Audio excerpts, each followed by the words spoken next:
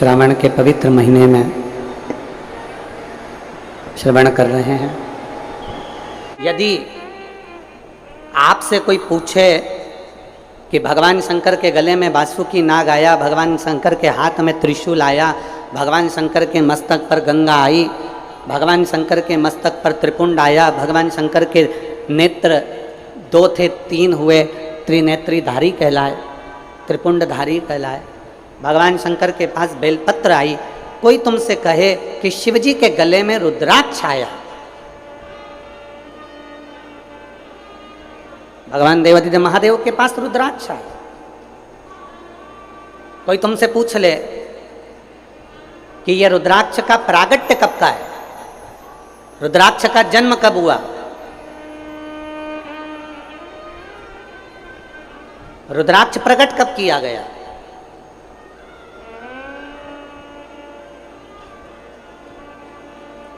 अब जरा बहुत हमसे भी कई लोग पूछते हैं, जितने लोग संसार के प्रश्न उठाते हैं कि रुद्राक्ष में ऐसा क्या है, रुद्राक्ष में ऐसा क्या हो जाता है कि रुद्राक्ष का जल अमृत के तुल्य हो जाता है और कैंसर जैसा रोग भी समाप्त हो जाता है। रुद्राक्ष के जल में ऐसा क्या है? एक माने पत्र में लिखा है कि मैं बबली कोरी भिलाई निवासी हूँ, मेरी बहू ललिता कोरी, आयु जिसकी 33 वर्ष है, कहीं बैठी हैं क्या? बबली कोरी भिलाई निवासी हूँ, कहीं बैठी हो तो हाथ हिला सकते हैं। मैं बबली कोरी भिलाई निवासी, मेरी बहू ललिता कोरी, आयु 33 वर्ष है, कहीं बैठी हो तो हाथ हिला सकते हैं। दिख गई क्या? आ जाओ, एक बेलपत्र ले जाना बहू के लिए, आ जाइए। मेरी बहू जिसका 33 वर्ष की आयु है, जिसकी 3 बेटियां हैं, और मेरी बहू को सबसे छोटी बेटी होने के बाद उसके पेट में दर्द होने लगा, डॉक्टर को दिखाया, सभी टेस्ट हुआ तो पता चला कि सूजन है, पर बेटी मेरी बहू का पेट दर्द बंद नहीं हुआ। तब हमने दूसरे हॉस्पिटल में उसको दिखाया, दिखाने पर सीटी स्कैन करवाया, एक्सरे करवाए, ब्लड की जांच हुई, सोनोग्राफी हुई, और फिर लेप्रोस्कोपी टेस्ट से पता चला कि उसके लीवर में कैंसर हो गया है। जब लीवर में कैंसर हो गया, उन्होंने एम्स हॉस्पिटल रायपुर रेफर कर दिया, लेकिन मेरी बहू को सीरियस कंडीशन हो गई और वो ठीक नहीं हो पाई। धीरे धीरे धीरे धीरे उसका स्वास्थ्य और खराब होता चला गया। उसको डॉक्टर ने फिर बता दिया एम्स में कि इसको लास्ट स्टेज का कैंसर है। अपनी 3 बेटियों को घर में रखकर दादा के पास में बेटियों को छोड़, बेटी शरीर ठीक नहीं, लास्ट स्टेज का कैंसर, जिसका मैं फोटो भी लगा रही हूं, फोटो का आप लेडी पर देख सकते हैं, जिसका मैं फोटो लगा रही हूं, लास्ट स्टेज का कैंसर डॉक्टर बता दिए। तब हमने डॉक्टर से पूछा कि इसका हल क्या है? डॉक्टर ने कहा इसका कोई हल नहीं है और 4th स्टेज का कैंसर है, मतलब ये शरीर अब रहने वाला नहीं। तब हमने डॉक्टर से कहा आप अपना काम करो, अब हम भोलेनाथ पर आश्रित होंगे। और हम क्या वर्णन करें गुरुदेव, सीहोर से रुद्राक्ष बुलवाया, जिसको पानी में गलाते, बुधवार की अष्टमी का हमने प्रयोग करा, और एक बेलपत्र ले जाकर अपनी बहू के पलंग पर रख देते, रुद्राक्ष का पानी उसके होठों पर लगा देते। बुधवार की अष्टमी का प्रयोग हमने करना प्रारंभ करा, और मैं बाबा को धन्यवाद देती हूँ, आज मेरी बहू ठीक है और अपने घर पर है। मैं बाबा को धन्यवाद देने के लिए आई, एक शिव तत्व के प्रति।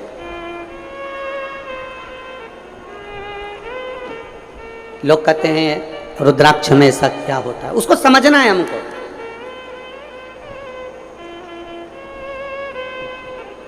उसको हमें जानना है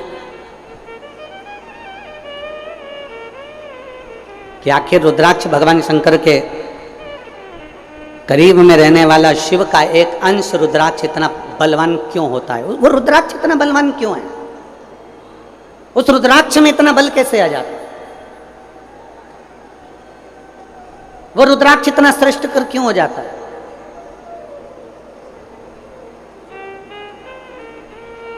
और फिर निवेदन है, इस बहन ने लिखा, डॉक्टर अपना काम करते रहे और हम शिव की स्तुति करते रहे। आखिरी तो वही है ना।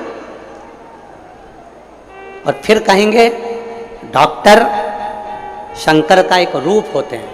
हमने अपनी व्यासपीठ से बार बार ये बात कही है, डॉक्टर शिव का एक रूप है। आपको अगर तकलीफ होती है तो सबसे पहले डॉक्टर के पास जाइए, शिव रूपी डॉक्टर आपको बता दे कि आपको ये तकलीफ है, फिर जो दवाई दे उस दवाई को, कौन से महादेव का नाम लेना है, जम के बोलो जरा, कुंदकेश्वर महादेव का नाम लीजिए और उस दवाई को कुंदकेश्वर महादेव के नाम से खाना प्रारंभ करिए। मेरा देव अधिदेव महादेव तुम्हारे को ठीक करना प्रारंभ कर दे। डॉक्टर भी शिव का एक रूप। शरीर में जब कष्ट है, शरीर में जब तकलीफ है, तो सबसे पहले अपने प्राथमिक उपचार केंद्र में जाइए, डॉक्टर के पास जाइए। डॉक्टर के पास पहुंचकर फिर वो जो जांचे बोले जांच करा, वो जो जैसा बोले वैसा करो, पर साथ में शंकर का विश्वास अटल कर कर बैठो, साथ में शिव पर भरोसा प्रबल करो। एक प्रबल भरोसा आपके भीतर हो, एक प्रबल।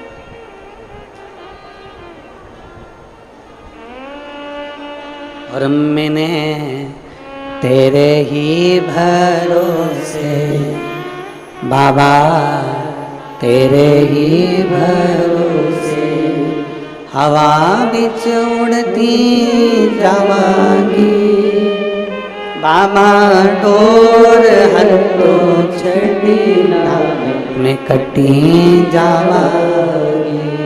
भोले मैं तेरी भक्त, शंभो मैं तेरी भक्त, हवा बिच उड़ती जावांगी बाबा, डोर हथो छड़ी ना मैं कटी जावांगी। शिव कथा कर रहे, भगवान शंकर का संवाद कर।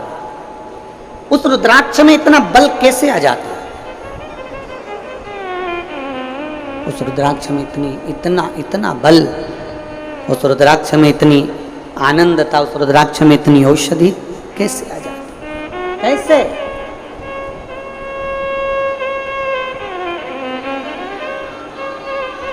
शिव कथा कर रही है, भगवान शंकर का संवाद कर रहा है। दुनिया का सबसे बड़ा आभूषण है मौन रहना, और दुनिया का सबसे बड़ा तप है चुप रहना, मौन रहना, एकदम स्तब्ध रहना। पर महाराज हम खाए बिना रह जाएं, पर बोले बिना नहीं रह सकते। कैसे रह सकते? पर दुनिया का सबसे बड़ा आभूषण है चुप रहो, मौन रहो। जिस दिन तुम्हारा व्रत है उस दिन थोड़ी साधना करिए, थोड़ा चुप रहिए, मौन रहो। उपास करो ना करो, खाओ ना खाओ, पर निवेदन है कि अपने वाणी को कुछ शांति दीजिए।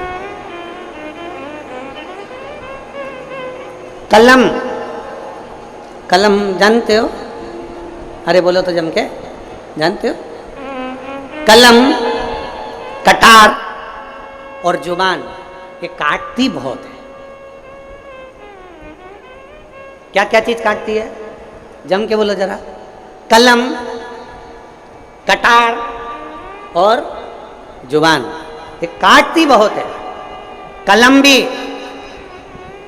कब क्या काट दे, कलम अपनी कलम से लिखते लिखते कब किसके दिल को दुखा दे या किसके दिल को प्रसन्न कर दे, ये कलम भी काटने का काम कर देती है, और कटार भी काटने का काम कर देती है, और जुबान भी काटने का काम कर देती है। इसलिए शिव पुराण कहती है, अगर भगवान ने आपको कलम चलाने की कला दी है ना, मेरे देव अधिदेव महादेव ने आपके बुद्धि विवेक दिया है, मेरे देव अधिदेव महादेव ने आपको अगर आशीर्वाद दिया है और आपके हाथ में कलम पकड़ाई है ना, तो प्रयास करना इस कलम से किसी की बुराई ना लिखी जाए, इस कलम से अच्छाई ही लिखी जाए। काटे ना कलम। कटार का काम भी काटने का होता है, कटार भी काटती है, और जुबान का काम भी यही होता है। ना जाने किसके लिए, ना जाने कब अपशब्द कह जाए, ना जाने कितना क्या बोल जाए, कोई भरोसा नहीं है। इसलिए शिव महापुराण की कथा कहती है दुनिया का सबसे बड़ा तप है, जम के बोलो जल्दी से, चुप रहना, मौन रहना, यह दुनिया का सबसे बड़ा तप, सबसे बड़ा तप सबसे बड़ा आभूषण, मौन रहिए, चुप रहिए। क्या किसको रोइए, जम के बोलो जरा, क्या किसको रोइए, चादर तान के। जितने चुप रहोगे, जितने मौन रहोगे, एकदम मस्त रहोगे। और शंभु शरणे पड़ी, मांगू घड़ी रे घड़ी, दुख काटो, दया करीने दर्शन आपो, दया करीने दर्शन आपो। चुप रहो, जितना चुप रहोगे उतने प्रसन्न रहोगे, उतने आनंद। गड़बड़ी कहाँ होती है? बोलने में। गड़बड़ कहाँ होता है? बोलने में। चुप रहने में कभी गड़बड़ हुआ है क्या?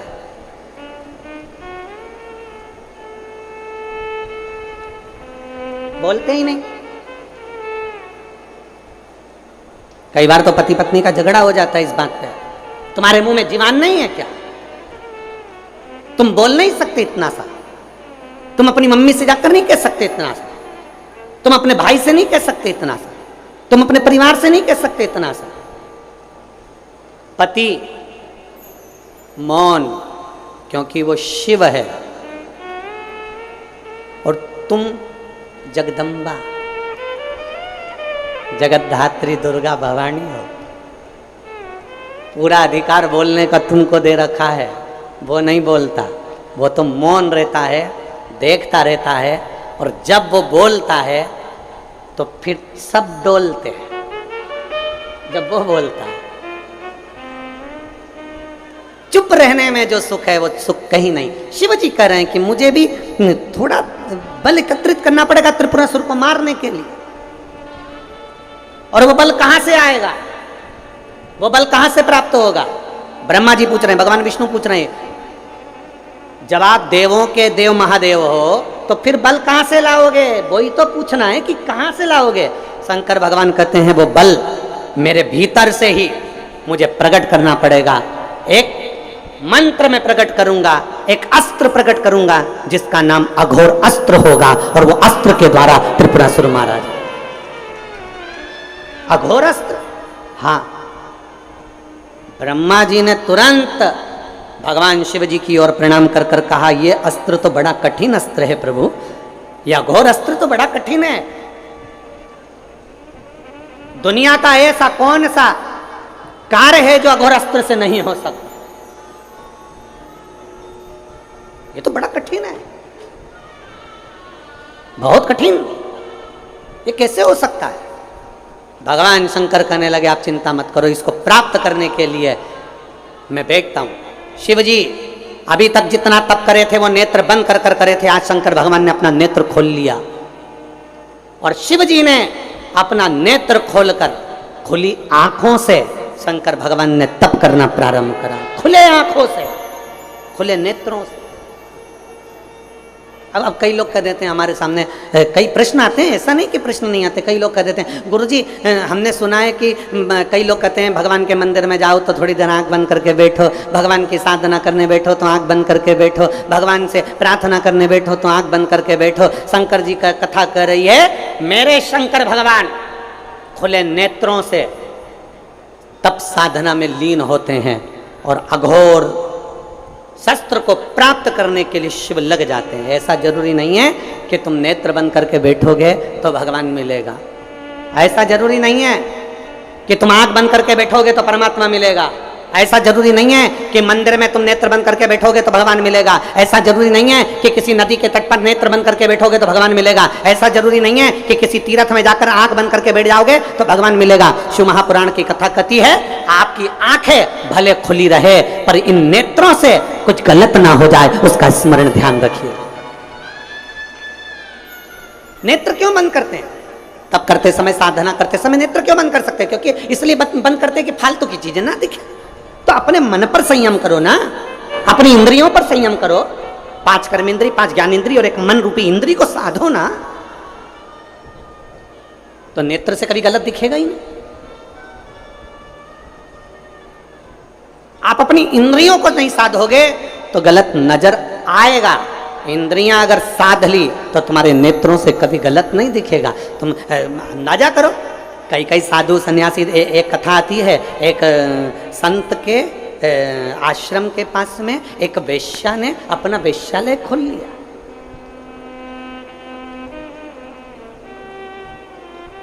संत के आश्रम के पास एक वेश्या ने वेश्यालय खोला। अब वेश्या के यहाँ सब लोग जाने लगे, बहुत सारे लोग उसका नृत्य देखने के लिए, उसको देखने के लिए। बड़ी सुंदर भी थी, बड़े आनंद से जो आता था उसका सम्मान भी करती थी, बहुत आदर करती थी।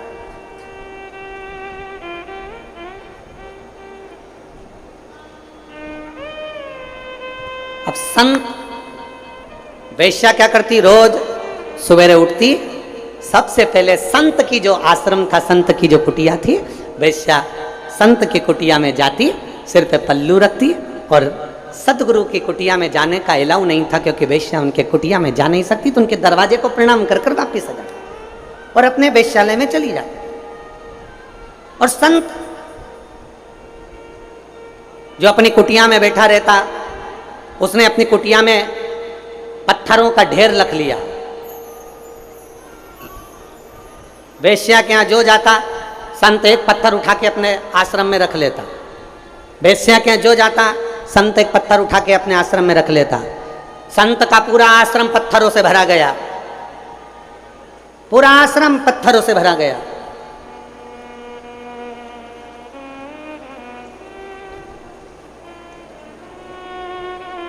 आखिरी में, अंत में संत के भी प्राण छूटे और वेश्या के भी प्राण छूटे, दोनों ऊपर गए।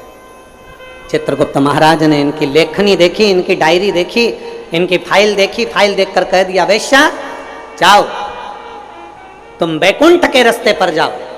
और संत को देखकर कह दिया कि तुम नरक का द्वार पकड़ो। संत कहने लगे, मैं साधु, मैं सन्यासी, मैं तपस्वी, मैं साधक, मैं उपासक, मैं इतना बड़ा संत, और तुम मुझे नरक भेज रहा।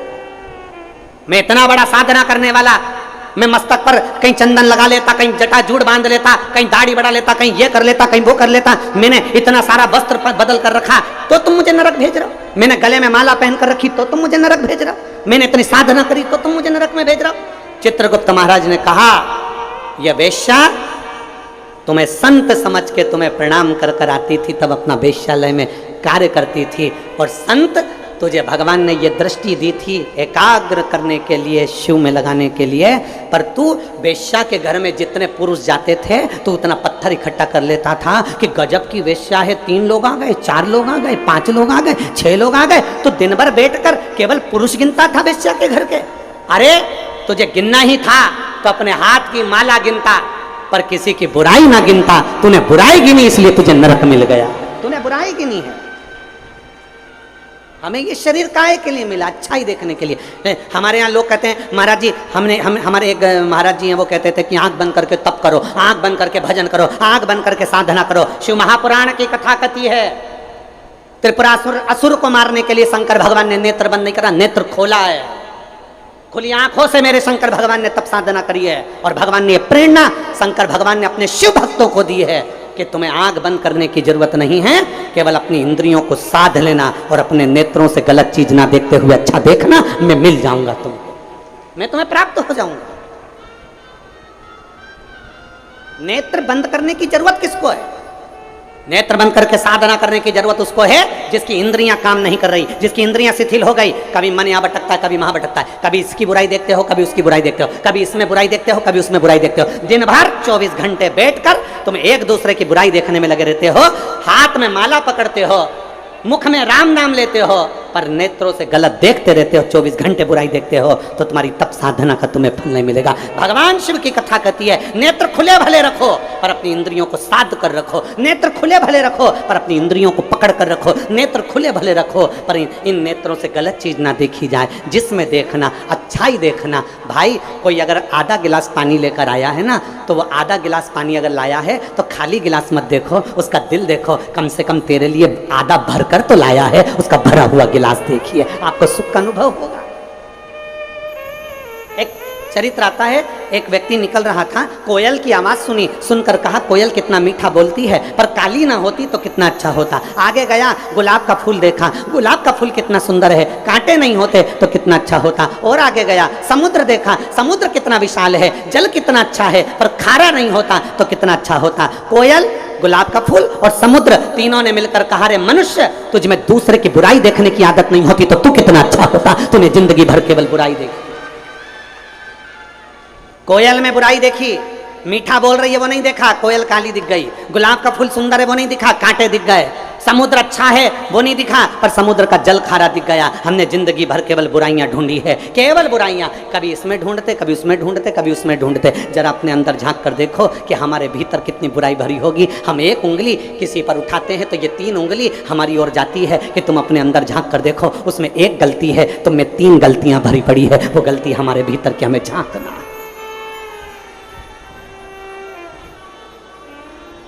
वो गलती हमारे भीतर की झांक। शिव जी कह रहे मैं खुली आंखों से तब करूंगा, नेत्र खोल लिए। शिव महापुराण की कथा कहती है 1000 वर्ष तक मेरे शंकर भगवान ने नेत्र बंद नहीं करे। 1000 वर्ष तक मेरे शिव नेत्र बंद नहीं करे। 1000 वर्ष तक मेरे ओघड़दानी, मेरे शंभु नेत्र बंद नहीं करे। लग गए, आंखें झपकी नहीं, पलक झपकी नहीं, नेत्र खुले की खुले। 1000 वर्ष निकल गए, 1000 वर्ष। तब अघोर शस्त्र प्राप्त कर लिया और प्राप्त करते से ही भगवान शंकर ने अपने नेत्र को बंद किया। बंद करते से ही भगवान शंकर का जैसे ही नेत्र बंद हुआ, उससे एक बिंदु नीचे गिर गया।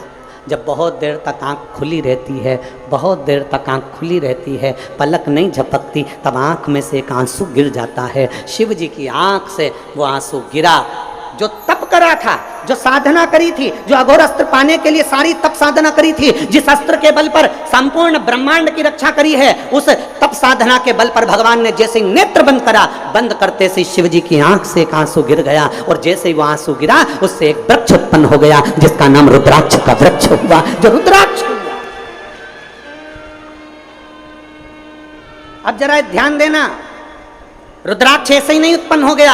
हजारों वर्ष तक मेरे ओघड़दानी ने तप साधना करी, और जब नेत्र बंद करे तब आंसू गिरा। उस आंसू से रुद्राक्ष पैदा हुआ है। उस अश्रु से, शिव के उन अश्रु से रुद्राक्ष उत्पन्न हुआ। इतने तप साधना का बल एक रुद्राक्ष में होता है, इतना तप साधना का बल एक रुद्राक्ष में होता है कि अघोर अस्त्र के बराबर, अघोर मंत्र के बराबर शिव का एक रुद्राक्ष होता है, अगर वो श्रेष्ठता से धारण किया। इसलिए सोमवार से ये वही जिस समय पर त्रिपुरासुर का वध करा था भगवान शंकर ने, और जिस रुद्राक्ष को भगवान ने प्रकट करा था, सोमवार से सोमवार तक की सावन के महीना था जब मेरे देव अधिदेव महादेव ने इस रुद्राक्ष को प्रकट किया था। आप सभी को रुद्राक्ष के प्रागट्य की भी बहुत बहुत बधाई, बहुत बहुत।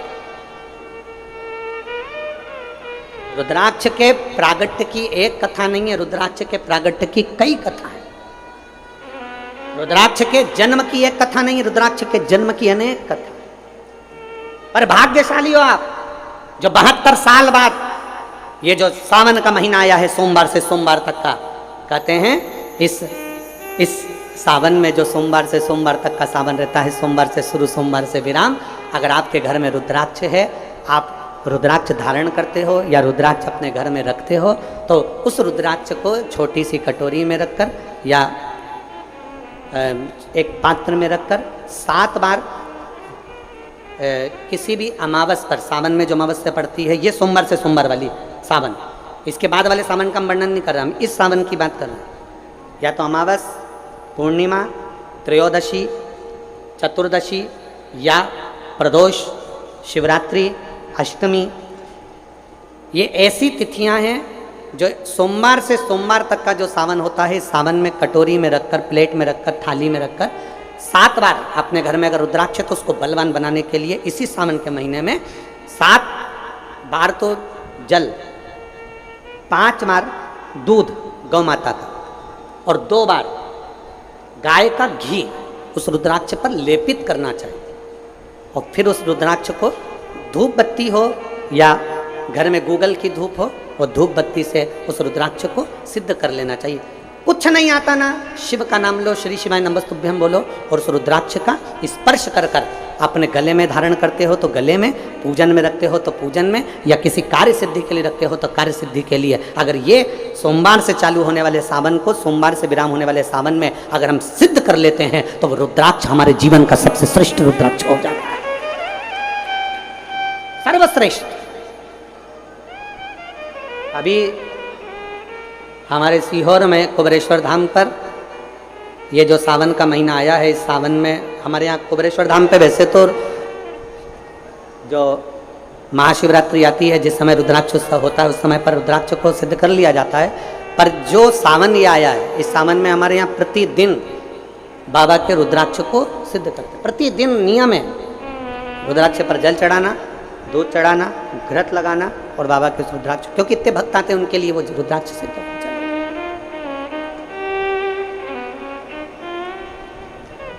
इसी सावन में 4 मुखी 3 रुद्राक्ष, कितने? 4 मुखी कितने? 3। 5 मुखी रुद्राक्ष 3 और 6 मुखी रुद्राक्ष 3। इनके बीच में सवा गांठ लगाई जाती है। 4 रुद्राक्ष कितने? जल्दी बोलो। 4 मुखी रुद्राक्ष कितने? 3। 5 मुखी रुद्राक्ष कितने? 3। 6 मुखी रुद्राक्ष कितने? 3। इनके बीच में सवा गांठ लगाई जाती है। मतलब एक गांठ पूरी लगाई जाती है, फिर आधी गांठ लगाकर फिर रुद्राक्ष को डाला जाता है लाल धागे में, फिर सवा गांठ ऐसी चलती है। 9 रुद्राक्ष होते हैं कुल टोटल। अगर ये 9 रुद्राक्ष को शंकर भगवान के शिवलिंग के पास में रखकर, ये सावन, इसको अन्य सावन में नहीं कर सकते, केवल इसी सावन भगवान शिव के मंदिर में शिवलिंग के पास उसको रखकर 7 लोटा जल, 5 बार दूध और 2 बार घृत अगर लेपन कर दिया जाता है उस माला को, और उसी माला को हम बेलपत्री के पेड़ के नीचे बैठकर अपने गले में अगर धारण कर लेते हैं तो दुनिया का ऐसा कोई कार्य नहीं जो तुम्हारे लिए हो नहीं, पक्के में होकर ही मान।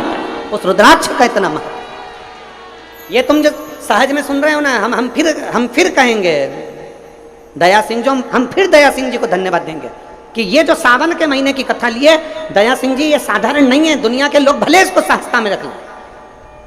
27 जुलाई 1953 में ये सावन आया था, उसके बाद 2024 में ये सावन आया। लोग तरसते हैं इस सावन के लिए कि इसमें हमें रुद्राक्ष को सिद्ध करना है, हमें इसमें बेलपत्र का पान करना है, इसमें हम जो मांगेंगे हमारा बाबा कृपा करने के लिए तत्पर रहता है। ये वो रुद्राक्ष का आनंद पाते। मैं धन्यवाद देता हूँ दया सिंह जी आपको बहुत बहुत, और पूरी समिति को, बोलबम सेवा कल्याण समिति को धन्यवाद देता हूँ। और जितने भिलाईवासी इस कथा को सुन रहे हैं, भले तुम्हें छाता लगा कर बैठना पड़े, भले तुम्हें पन्नी लगा कर बैठना पड़े, पर अगर 1 मिनट भी आप कथा का रिस्पॉन्स कर रहे हो, टीवी के सामने, मोबाइल के सामने अगर सुन रहे हो, तो सहज मत समझना क्या फल मिलेगा। हम तो कहते हैं कि 3 महीने में मिलता है, हम तुमको कहीं नहीं जा रहे। 1 महीना तुम्हारे इसी छत्तीसगढ़ में है, हम 1 महीने में फल देखना प्रारंभ करेंगे, प्रयास करेंगे। आप उस सावन की महत्वता तो जानो, शिव नाम की महत्वता तो जानो।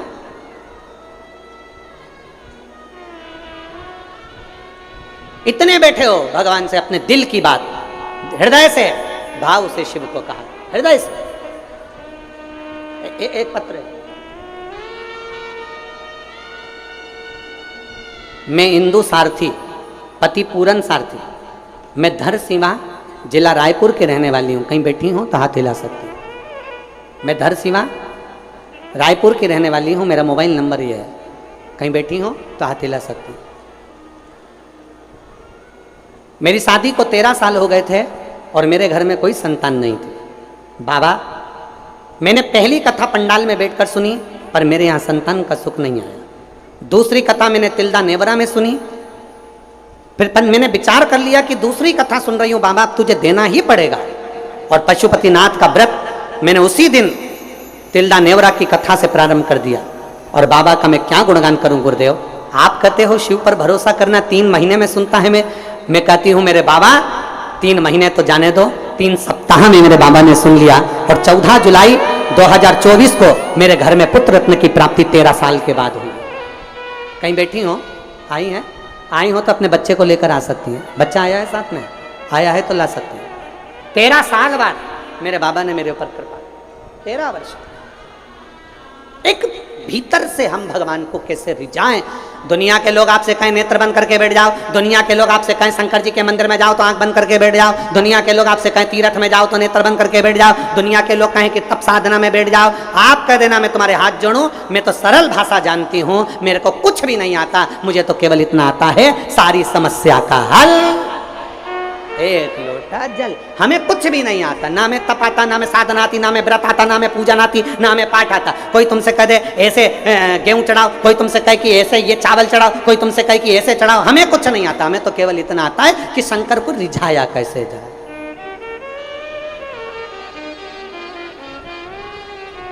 हम भगवान शिव को किस तरह से रिझा सकते। और फिर निवेदन करूंगा, जितनी सरलता से, जितनी सहजता से आप शिव को रिझाओगे, उतनी सरलता से शिव रिझता है, उतनी सरल।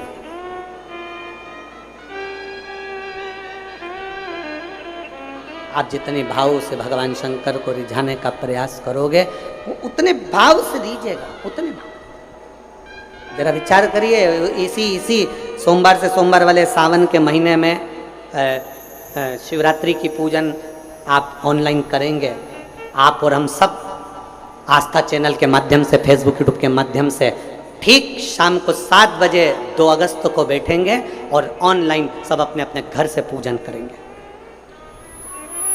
भगवान शिव की आराधना करेंगे। आप और हम सब मिलकर भगवान शंकर से एक साथ प्रार्थना करेंगे, एक साथ। और जब हम बाबा को रिझाएंगे, और ये सोमवार से सोमवार तक के सावन के महीने में 2 अगस्त को तो हम शिवरात्रि मनाएंगे, 17 अगस्त को सीहोर की कांवड़ भी बाबा की कृपा से सुबह 9 बजे भरेंगे, प्रदोष के दिन। एक विश्वास के साथ शिव को रिझा, एक भरोसे के साथ भगवान शंकर को। और मैंने तेरे ही भरोसे बाबा, तेरे ही भरोसे हवा बीच उड़ती जाओगी, बाबा डोर हर तो छठीना में कटी जाओगी। भोले मैं तेरी पतंग, शंभो मैं तेरी पतंग। त्रिपुरासुर को मारने के लिए घोर अस्त्र प्राप्त किया।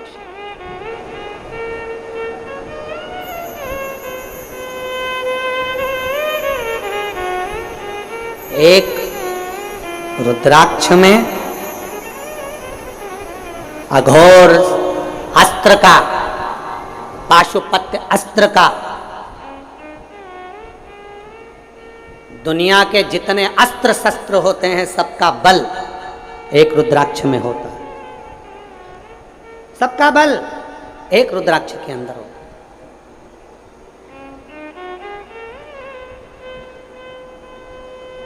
कई जगह पर रुद्राक्ष पर रिसर्च किया जा रहा है। वो 2 कंपनी का नाम तो हमको स्मरण में था, मुंबई की, और 1-2 कंपनी काशी की हमारे स्मरण में, पर नाम याद नहीं आ रहा। कई जगह पर रुद्राक्ष पर रिसर्च चल रहा है कि आखिर रुद्राक्ष में ऐसा क्या होता है कि तांबे के कलश में गलाया और उसका पानी शिव जी को चढ़ाकर आचमन किया तो फल मिल जाता है, रोग मुक्ति हो जाती है, श्रेष्ठता हो जाती है।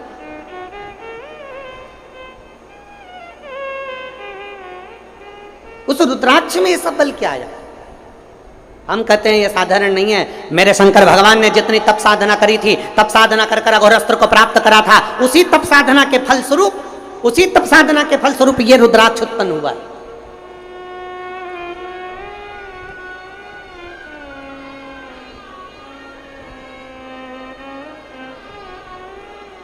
जैसे शिव मंदिर में, जैसे आप लोग जाते होंगे शंकर जी के मंदिर में, तो ये तो शिवलिंग हो गया, ये जलाधारी हो गई, ये जलाधारी है, ये शिवलिंग है। और जलाधारी और शिवलिंग के यहाँ, शिवलिंग से लेकर जहाँ से पानी नीचे गिर रहा है, आप पानी यहाँ चढ़ाते हो तो ये घूम के यहाँ से नीचे आ जाता है। आपने जल यहाँ चढ़ाया शिवलिंग पे तो जल घूमकर यहाँ से नीचे आ जाता है, इस जगह से नीचे की ओर आ जाता है। इस स्थान से। प्रयास करिए, ये जो सावन आया है 72 वर्ष के बाद, प्रयास करिए कि कितना बड़ा भी रोग है, कितनी बड़ी भी बीमारी है, आप डॉक्टर से इलाज करवाओ, पर ये जो स्थान है अशोक सुंदरी का, इस स्थान पर एक बार अपनी हथेली रखकर देखिए और भगवान शिव से पंचाक्षर मंत्र नमः शिवाय, षडाक्षर मंत्र ओम नमः शिवाय या श्री शिवाय नमस्तुभ्यम स्मरण कर कर देखिए, और एक बेलपत्र बाबा की लेकर जहाँ से पानी नीचे गिरता है उस स्थान पर लगाकर उसी बेलपत्र को खाइए और फिर जाकर डॉक्टर को एक बार फिर जांच करवाइए कि उस रोग में आराम कितना लगा है, उस रोग में अंतर कितना आया। वो सहजता नहीं महाराज, वो शिव है, शिव ओघड़दानी है महाराज, ओघड़दानी।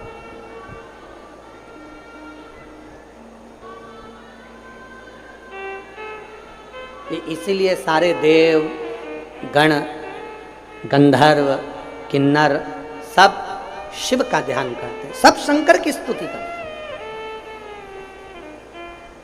देव हो, गंधर्व हो, अप्सराएं हो, किन्नर हो, मानव हो, सब शिव की स्तुति करते हैं। वो कहते हैं ना, देव मुनि भगवान शिव की स्तुति, भगवान शंकर की स्तुति सब करते। ब्रह्म मुरारी सुरार्चित निर्मल भाषित देव मुनि प्रवर्धाचित लिंगम कामदहन करुणाकर लिंगम देव मुनि प्रवर्धाचित लिंगम कामदहन करुणाकर लिंगम। भगवान शिव की स्तुति सारे देव गंधर्व अप्सराएं किन्नर सब कर रहे हैं, क्योंकि शिव अपने पास कुछ नहीं रखते, शंकर सब दे देते हैं। भगवान नारायण ने कहा बैकुंठ, भगवान ने दिया। भगवान नारायण बोले लक्ष्मी, शंकर जी ने दे दी। ब्रह्मा जी बोले ब्रह्मलोक, शिव जी ने दे दिया। इंद्र बोले इंद्रलोक, शिव जी ने दे दिया। तब भगवान शंकर से स्वयं ब्रह्मा जी ने पूछा तुम कहां रहोगे?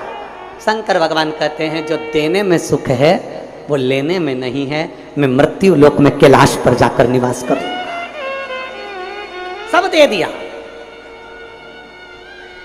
और जो व्यक्ति सबके लिए करता है ना, जो व्यक्ति सबके लिए जीता है ना, जो व्यक्ति सबके लिए करता है, सबके लिए जीता है ना, सबसे ज्यादा तकलीफ, सबसे ज्यादा दुख और सबसे ज्यादा ताने उसी को सुनना पड़ता है। जो सबके लिए करता है ना उसी को सुनना पड़ेगा। जो सबके लिए करता है ना उसी के ऊपर उंगली उठती है। जो सबके लिए करता है ना उसी के लिए लोग गालियां देते हैं। जो सबके लिए करता है ना उसके लिए लोग आक्षेप अपशब्द कहते हैं। जो कुछ भी नहीं करता ना लोग उसको अच्छा मानते हैं, कितना बढ़िया बेचारा, कितना बढ़िया बेचारा, क्योंकि वो कुछ करता ही नहीं है ना। जो करेगा ना सुनना तो उसी को पड़ेगा, जो आगे बढ़ेगा ना सुनना उसी को पड़ेगा। रेल का इंजन और रेल के डब्बे दोनों को जाकर देखना, सबसे ज्यादा काले आपको डब्बे नहीं मिलेंगे, सबसे ज्यादा काले आपको इंजन मिलेगा। क्यों? क्योंकि वो इंजन आगे चलता है ना, तपता है, खूब तपता है, मुख काला भी होता है उसका। जो आगे बढ़ता है ना उसी को बहुत कुछ सुनना पड़ता है, जो आगे बढ़ता है ना उसको बहुत कुछ सहना पड़ता है। जो कुछ करता ही नहीं है वो आराम से रहे।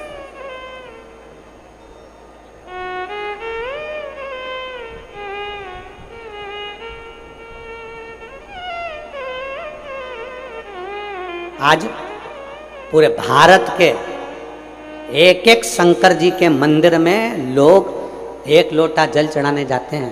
पूरे भारत के क्या पूरे विश्व के शिव मंदिरों में ताले हट गए और लोग शिव मंदिर में जाकर एक एक लोटा जल चढ़ाने लगे।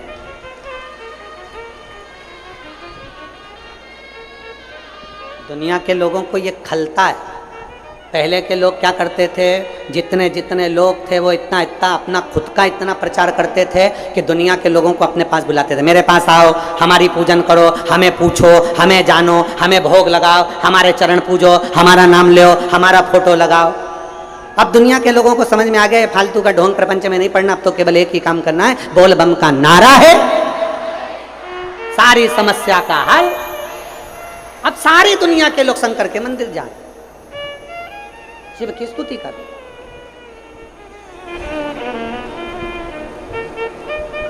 अब लोग बड़े वो फोटो में थोड़ा बहुत, अब फोटो में तो दुनिया कैसी भी दिख जाए, वो कहते हैं ना, वो कहते हैं ना, क्रीम लगा लगा गोरा भयाना कोई,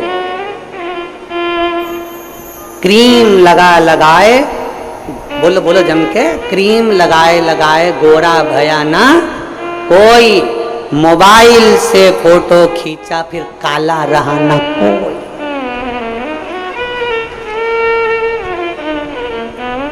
आजकल के मोबाइल में ऐसे ऐसे फंक्शन आ गए, तुम कितने भी कैसे भी हो बस फोटो खींच के उसको थोड़ा थोड़ा ऐसा कजन क्या कर दो, फिर वो कहते हैं ना, क्रीम लगाए लगाए गोरा भयाना, अरे बोलो बोलो साथ में बोलो, क्रीम लगाए लगाए गोरा भयाना कोई, मोबाइल से फोटो खींचा फिर काला भयाना।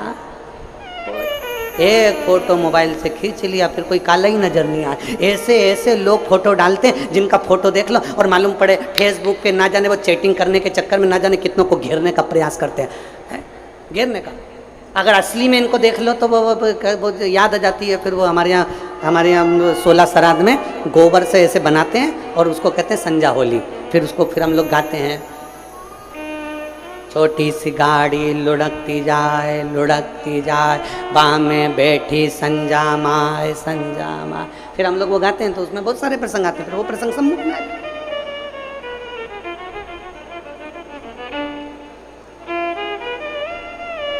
क्या मतलब?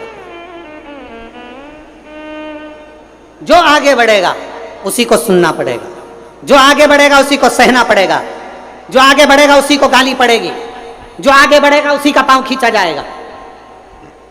अभी तक संसार में लोग अपनी पूजन कराते थे, आज पूरे विश्व के लोगों को मालूम पड़ गया कि हमें चरण किसके पकड़ना है। विश्व के लोगों को मालूम पड़ गया जिसके आचरण अच्छे हैं उसी के चरण पकड़ना है। इसलिए हमें शंकर का दरवाजा पकड़ा है, शिव की चौखट, शंकर का द्वार, शंकर के दरवाजे को हमने पकड़ लिया। आ जाओ,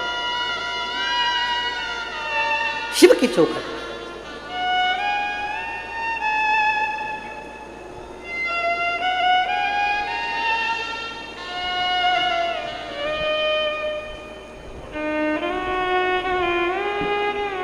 तेरह वर्ष के बाद हुआ, एक बार जोरदार ताली बजाएं।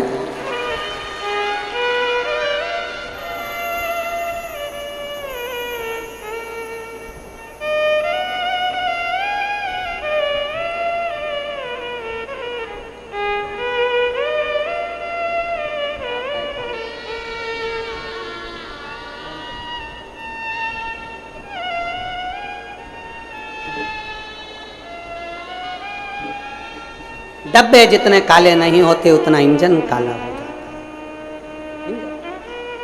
इसलिए जो आगे बढ़ेगा उसको थोड़ा सहन शक्ति चाहिए, सहना। आगे बढ़ने वाले को थोड़ा सहना पड़ेगा, थोड़ा सहना।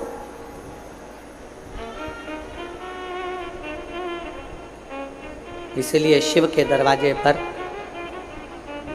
प्रतिदिन, भगवान ओघड़दानी के दरवाजे पर प्रतिदिन हमारे बीच में शिवरी नारायण वाले महाराज श्री पधारे हैं। एक बार जोरदार ताली बजाकर स्वागत वंदन।